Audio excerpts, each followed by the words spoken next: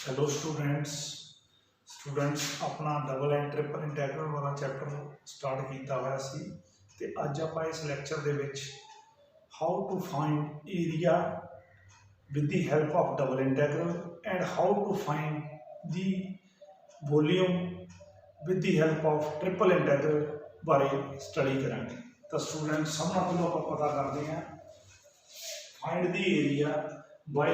Use of double integral. तो इस वास्ते अपने को तीन चार तरह के कंसैप्ट आ। फर्स्ट कंसैप्ट की है जे आप एरिया ए किहड़े रीजन का जिस दे विच वो सारे ऑर्डर्ड पेयर आ x y such that a less than equal to x less than equal to b and f1 x less than equal to y less than equal to f2 x। इस region का area जे a आ तो वो आप direct किस तरह पता करांगे a is equal to double integral बाहरले पासे आप इंटीग्रेशन की लिमिट जी है वो रखांगे एक्स की ए टू बी और अंदरले इंटैगरल से जी है वाई की लिमिट रखांगे f1 x तो लग के f2 x dy dx। तो इस डबल इंटैगरल किहड़े फंक्शन का आप करना वन का तो आप इत्थे वन dy dx लिख लिया। सैकेंड जी आप एरिया ए रीजन किहड़ा वो सारे ऑर्डर्ड पेयर एक्स वाई इस बार पहलों अपने को एक्स कॉन्स्टेंट तो कॉन्स्टेंट तक वेरी करता सी और Y in term of X हुण अपने को वाई कॉन्स्टेंट तो कॉन्स्टेंट तक वेरी कर रहे हैं और X in term of Y. तो की सारे ऑर्डर्ड पेयर रीजन दे जिहदे वास्ते C less than equal to Y less than equal to D जी1 Y less than equal to x less than equal to जी2 Y is given by area A is equal to double integral किहड़े function का one का पहलों जिहड़ा अपने को बाहरले पासे इंटीग्रेशन करना वो अपना विद रिस्पैक्ट टू वाई और लिमिट अपने को की है सी टू डी और अंदरले पासे जिहड़ा अपने को इंटीग्रेशन दी लिमिट है वो एक्स दी है जी1 वाई तो लग के जी2 y d x d. Next area a of the region हुण आपां पोलर कोआर्डिनेट देखना भी कर रहे हैं जिहड़े ordered pair r comma theta such that alpha less than equal to theta less than equal to beta and f1 theta less than equal to r less than equal to f2 theta is given by a is equal to जिहड़ा area a equal to की है double integral हुण आपां लिखांगे जिहड़ी है r d theta क्योंकि student जो आप कार्टेशियन कोआर्डिनेट को पोलर कोआर्डिनेट चेंज करते हैं तो अपने को dx dy या dy dx किस चेंज होता आर डी थीटा। तो इतने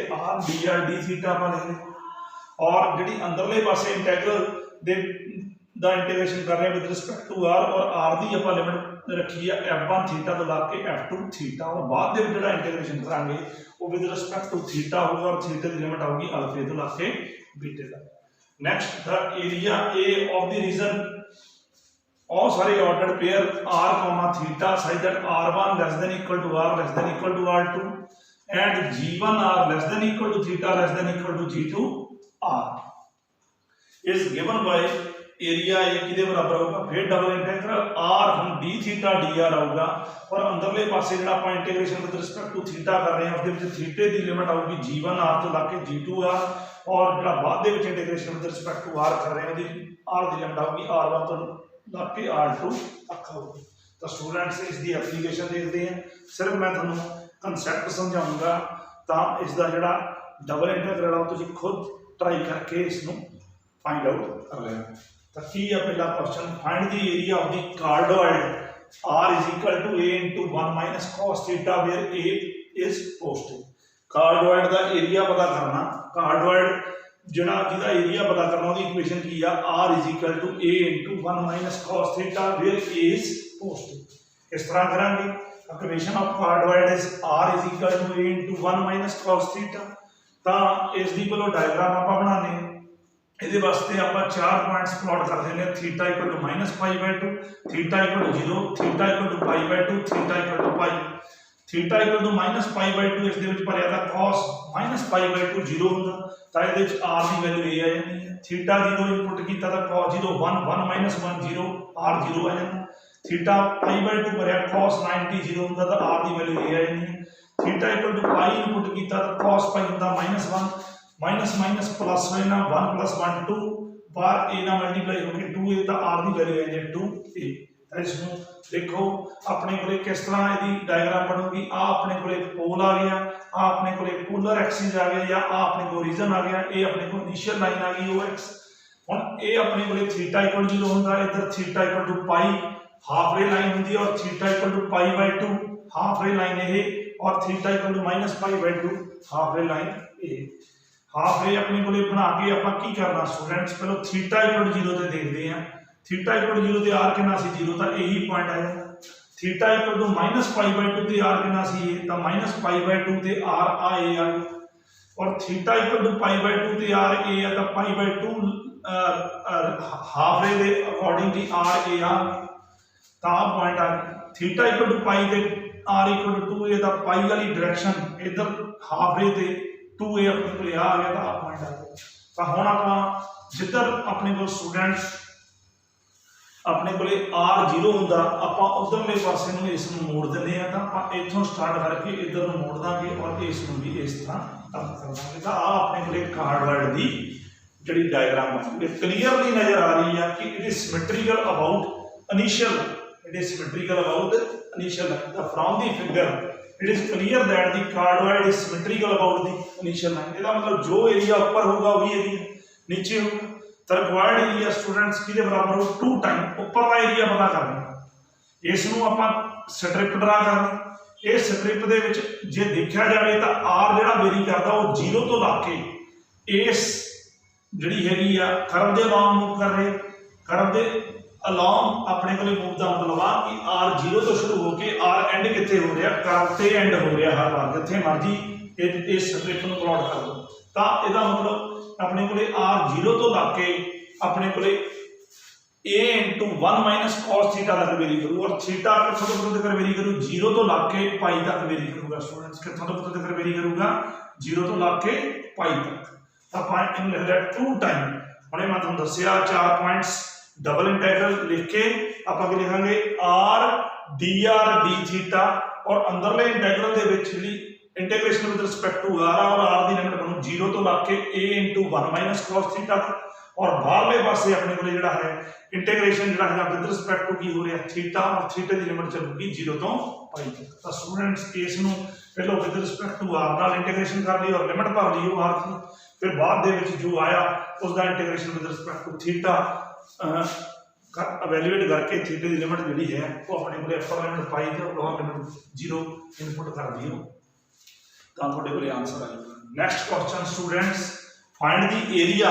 bounded by the parabola y = x² and the line y = x + 2। तो पैराबोला दे विच लाइन इन्हां दोनों दे विच जिहड़ा बाउंड होगा एरिया वो आपां पता करना। स्टूडेंट्स पैराबोला की इक्वेशन की है y = x² और लाइन की इक्वेशन की है y = x + 2। पहले दोनों के इंटरसैक्शन फाइंड करना।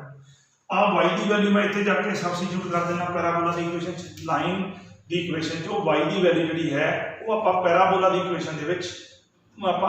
सबस्टिट्यूट करती तो की आ गया x² = x + 2। तो इतों आया x² - x - 2 = 0। ये दो फैक्टर बन जाने x + 1 × x - 2 = 0। तो x दी दो वैल्यू आएंगी -1 ते 2। जो आप इस -1 प्लेस करेंगे y की वैल्यू भी 1 आएगी। तो एक पॉइंट ऑफ इंटरसेक्शन आ गया -1 1। तो जो आप 2 प्लेस किया तो 2 + 2 4 हो गया, y 4 आ गया। तो दूसरा पॉइंट आ गया 2, 4। तो ये पता ही ये अपने को x² = 4a टाइप का parabola that is upward parabola. इतने मैं अपवर्ड पैराबोला ड्रा कर और दो अपने को पॉइंट ऑफ इंटरसेक्शन आई सी। पॉइंट्स ऑफ इंटरसेक्शन केड़े आए सी -1 1 ते 2, 4। ये दोनों प्लॉट करके इन्होंने आपस में ज्वाइन करता। आ अपने को लाइन बन गई y = x + 2। तो हुण मैं इसका एरिया जिहड़ा हैगा वो अपने को ये पिछला आ गया तो इसको मैं शेड करता। ये एरिया आप फाइंड आउट करना। तो आप हॉरिजेंटल स्ट्रिप नाल भी इस एरिया नूं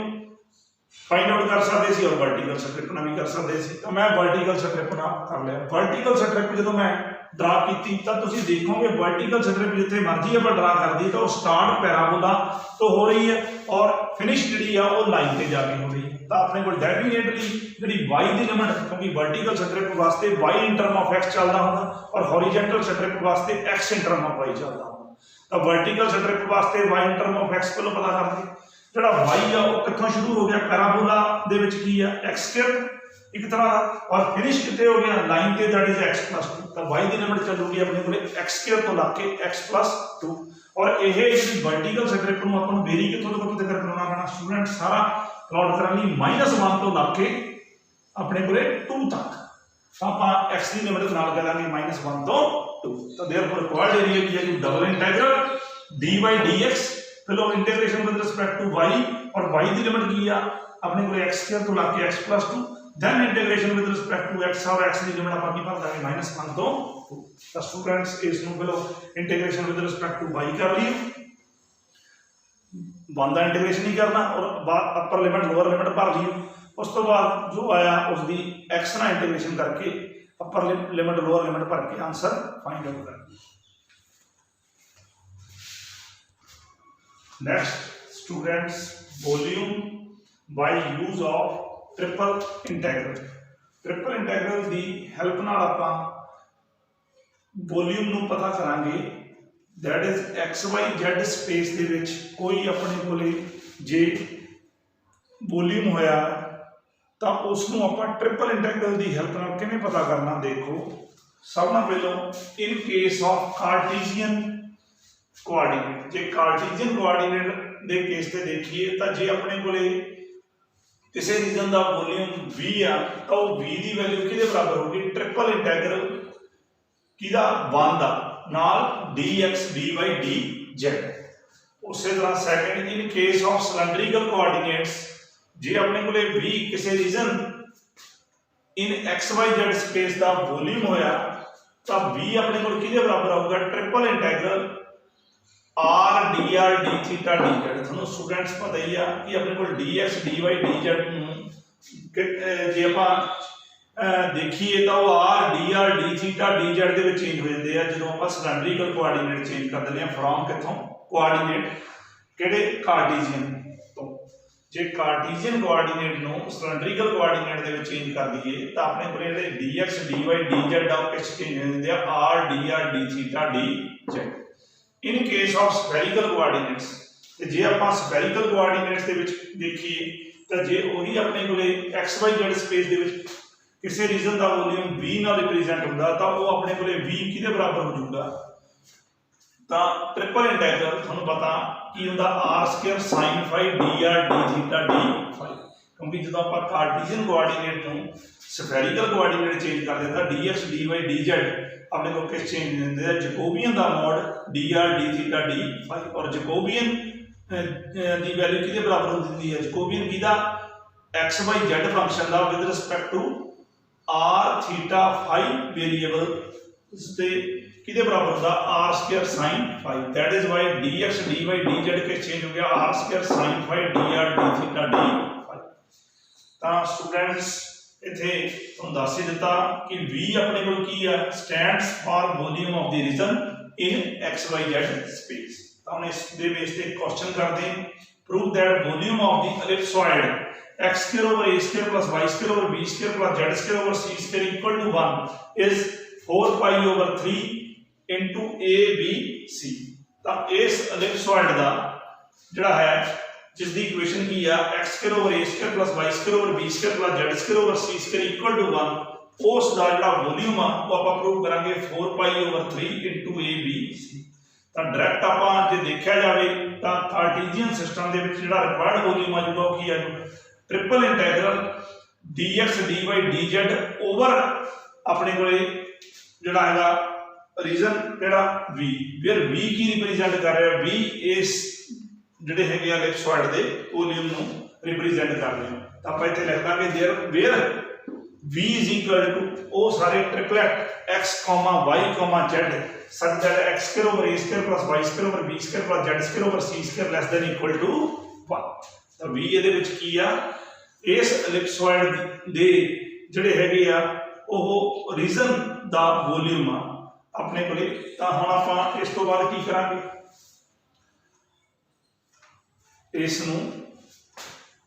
आपां चेंज कर दांगे बाय सबस्टिट्यूशन